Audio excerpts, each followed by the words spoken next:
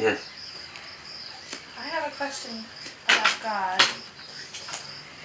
If God's power and majesty are beyond human comprehension, and we do the Kriya, what is our intention in doing it if it's beyond what we can even know?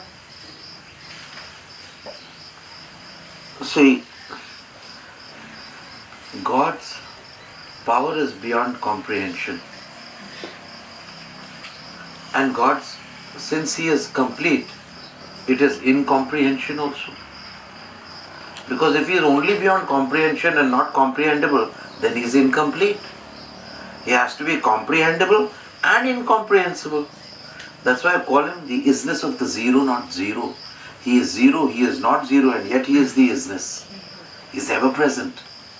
So the purpose of Kriya Yoga is that the first stage is to have a healthy body. Be fit, no aches and pains. Have a healthy digestive system. Have a healthy circulatory system. Have a healthy endocrine system. A healthy respiratory system, a nervous system, circulatory system. Have a healthy process of your body. The process of circulation, assimilation and elimination should be perfect. Then you will be in good health. That is also the power of God working in your body.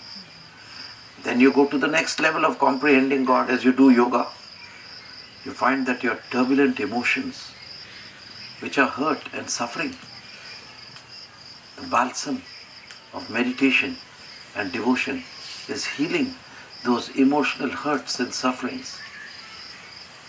All the insults that you have borne, all the hardships you have gone into, all the insults that your enemies have made against you, all the treacheries that your near dear ones have done, all these things are being healed by the rhythmic devotion and the breath of Kriya Yoga.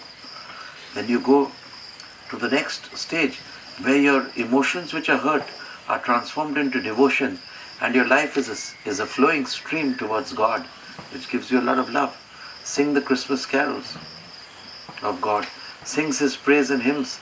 So you are being refined yourself step by step. Then from there you go to the mental process. A lot of psychosomatic disorders like ulcers and asthma and cirrhosis. Psychosomatic diseases are cured by calming the mind by the constant practice of Kriya Yoga. So step by step we get to the mental stage also. And then the mind becomes a placid pool. As one by one they die away. You see, the crystal mind is a beautiful mind. And then you begin to concentrate and meditate.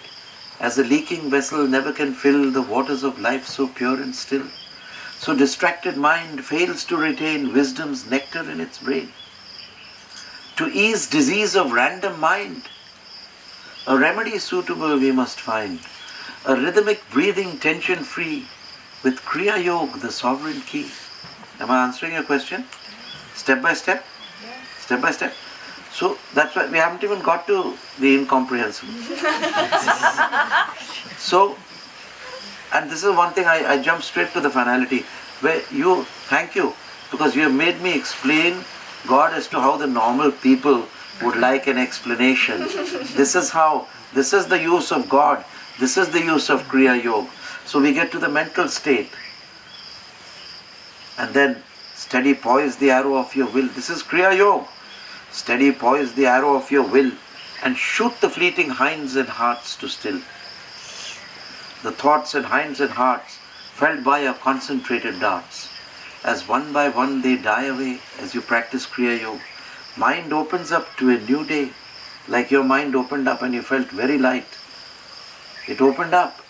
Mind opens up to a new day, where streams run tranquil, yet willows sway, here tame and gentle deer do play. This is the state of your mind by Kriya Yoga. Then it says, then ultimately from this where you transcend the mind by practice of Kriya Yoga and get to a state of Samadhi, where there is an internal glow, the opal glow, where wisdom's mystic fire is king. So you get into that mysticism from an unkempt and disheveled mind and disorderly mind You organize your mind. The mind dissolves into the opal glow. And that opal glow takes you to the state of a divinity. And you yourself become divine. Your mind, or the opal glow of your mind and your body become one. And you yourself are transformed gradually into light. And as you proceed further from this state, you get many visions of gods and saints and goddesses. You get many visions of the beautiful Krishna. One night the Christ walks before you. You are walking with Jesus. You are transported way back 3,000 years. You're walking along the Sea of Galilee with our beloved Jesus. And you feel and you know by intuition, you may be or maybe not one of the disciples. Simon, Peter, Paul. And then you get these deep intuitions and you get visions of the Jesus, the Christ.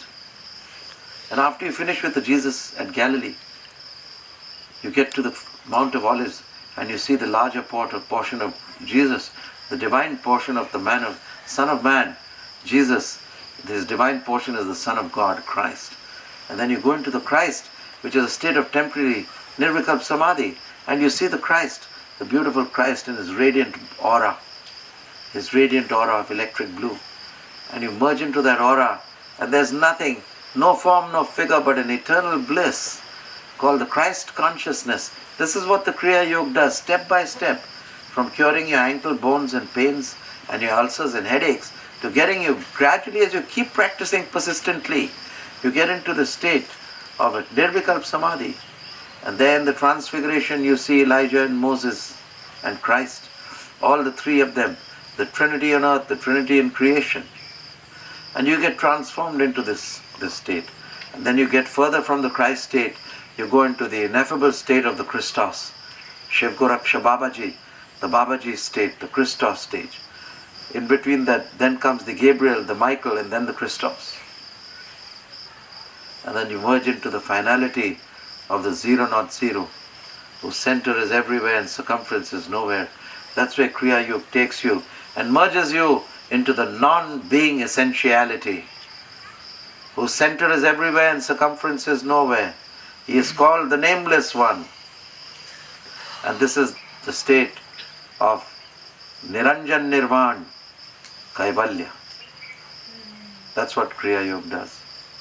That's what the finality of yoga takes you to your true innermost being, who is one with the Supreme Being. Composed of nothing, yet of which all else is sure composed. It stands supreme beyond all dreams, eternally reposed.